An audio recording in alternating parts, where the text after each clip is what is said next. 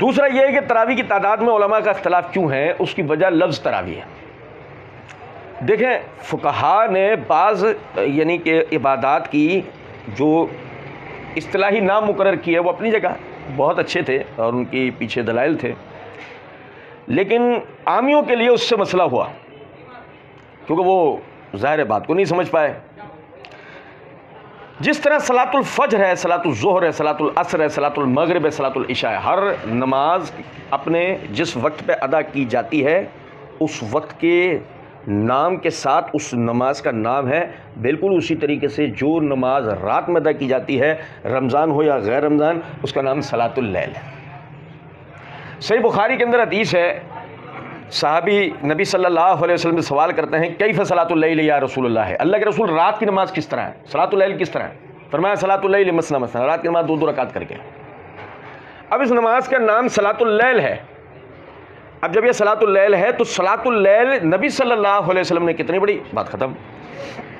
بعض لوگ صلاۃ اللیل مثنی مثنی کے عموم کو دلیل بنا کر یہ کہتے ہیں کہ دو دو رکعت پڑھ کر آدمی کتنی رکعتیں پڑھ لے، جیسے کہ امام ترمذی رحمۃ اللہ علیہ نے سنن کے اندر یہ ذکر کیا ہے کہ بعض جو فقہا ہیں وہ 20 کے قائل ہیں، بعض 40 کے بھی قائل ہیں۔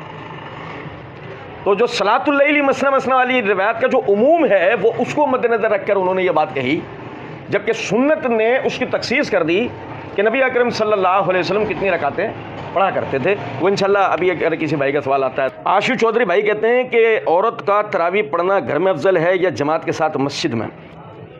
اصل میں دیکھیں اس بات کو سمجھیں، صلاۃ اللیل کا نبی اکرم صلی اللہ علیہ وسلم نے مسجد کے اندر اہتمام کیا، جیسے کہ جابر بن عبداللہ رضی اللہ تعالیٰ عنہ فرماتے ہیں، صحیح ابن خزیمہ کے اندر روایت موجود ہے کہ نبی صلی اللہ علیہ وسلم ہمیں رمضان میں 8 رکعت اور وتر پڑھاتے تھے۔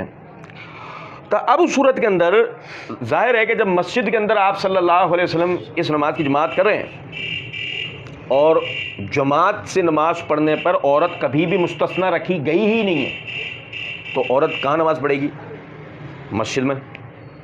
اگر بالفرض یعنی بعض عورتیں اپنے گھر کے اندر با جماعت روز کی بنیاد پر اس نماز کا اہتمام کر سکتی ہیں تو وہ گھر میں پڑھ لیں، شرط یہ ہے کہ وہ رمضان کے قیام سے غافل نہ ہو۔ اگر وہ یعنی انہیں اس بات کا ڈر ہے کہ 2 دن 4 دن 5 دن پڑھی جائے گی پھر ہم غافل ہو جائیں گے، تو بہتر یہ ہے کہ پھر وہ مسجد میں ہی جا کر یہ نماز جماعت کے ساتھ پڑھا